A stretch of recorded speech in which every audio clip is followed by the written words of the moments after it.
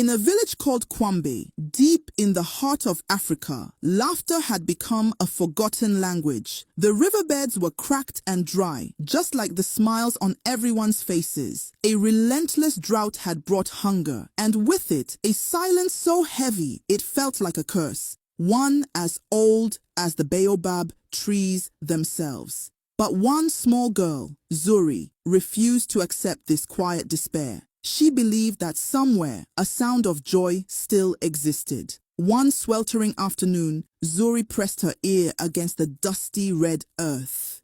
She held her breath and listened past the hum of the heat. And then she heard it, faint but unmistakable, a giggle bubbling up from deep within the ground. It was a sound so impossible, so out of place, that she knew she had to find its source. Her heart pounding with a strange mix of fear and hope, Zuri began to dig. She used her bare hands, her small fingers scraping away layers of dry soil and stones. The sun beat down on her back, but she didn't stop.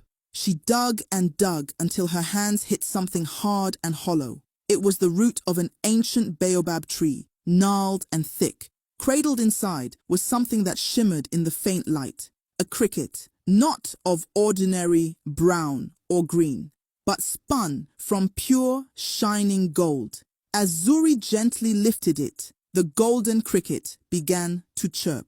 But these weren't ordinary sounds. Each note burst into the air as a shower of colored fireflies. They danced and swirled, spelling out a name in the dim light. Nyame. He was the cousin of the famous trickster Anansi, and just as cunning, Zuri realized the terrible truth.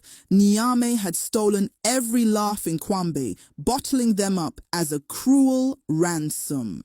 The drought, he had decreed, would only break when true joy returned to the land. Zuri looked at the golden cricket, the vessel of her village's stolen happiness.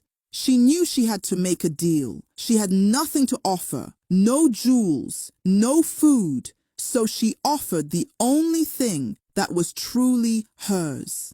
"I will trade you my shadow," she whispered to the cricket, "for just one laugh to be returned to my people."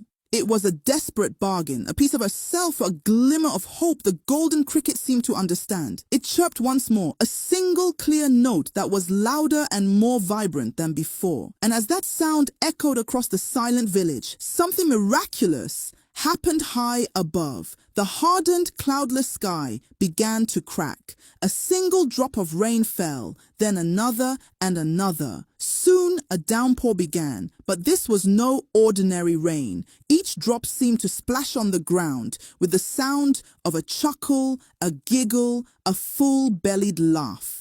The thirsty earth drank deeply, and as the water touched the dormant seeds, the village gardens burst into life, their leaves unfurling like a song. The people of Kwambe slowly emerged from their huts, their faces turned to the sky. They felt the laughing rain on their skin, and a strange, unfamiliar feeling stirred within them. A smile touched one person's lips, then another's. Soon the entire village was howling with a joy they thought was lost forever. And Zuri, she stood in the middle of it all, watching the miracle she had brought. As she turned to head home, she saw something dancing on the wet red earth beside her. Her own shadow, dark and distinct, had returned.